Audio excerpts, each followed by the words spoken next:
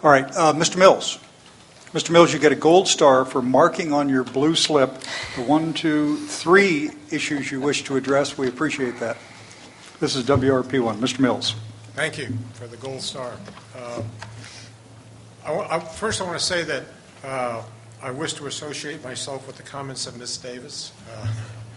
She's got it right on what she said about WRP1. Whether she said it as an opinion and I agree or with as her an opinion. explanation. So Yes. I'd like to second her opinion. And I also appreciate the comments she made about Appendix P and as it being part of the plan, as part of the record. What I'd like to speak to on WRP1 relates to the consistency of the language throughout the document, whether it's intentionally different or just different because of the time of the drafting. But I'm going to reference what is on page 3 on item C, 1C, and 2. And these talk about the measures reduce reliance on the delta and self-reliance and so on. They mention certain types of projects. And then if we jump back to page 16.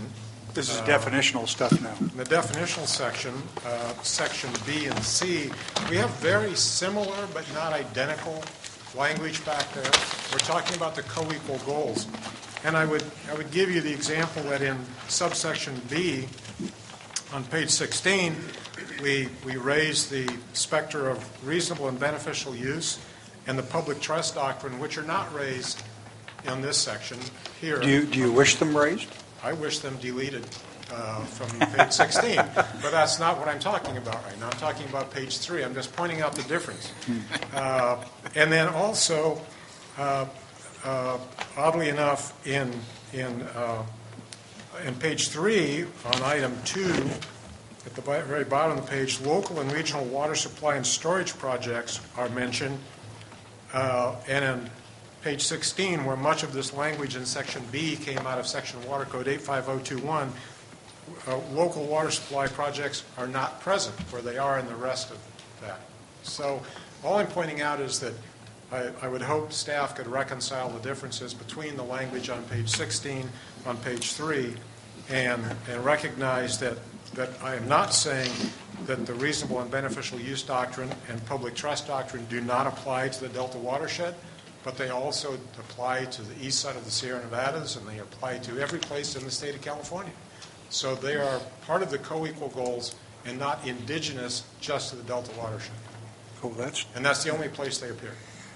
Okay, some of this sounds to me as if the comparison stuff, Mr. Stevens, about language in one place and language in another is something you ought to pay attention to and consider. We're not going to be able to resolve it right now, but it's an interesting question. No, I think that Martha has already taken some of that into consideration and may have a few suggestions. I think if you can give us the general direction to make that comparison and to make the sorts of changes that Mr. Mills is suggesting, I think that would be a good approach. Members, when we circle back to this section, and if you agree the staff should be directed to prepare the stuff, it would be, I propose, with the understanding that they would work to see if Mr. Mills' comments might appropriately be included. I mean, I don't want to try to force them to make a decision now because they just heard this particular point, but this will give them a couple of weeks to refine it and come back to us with a suggestion.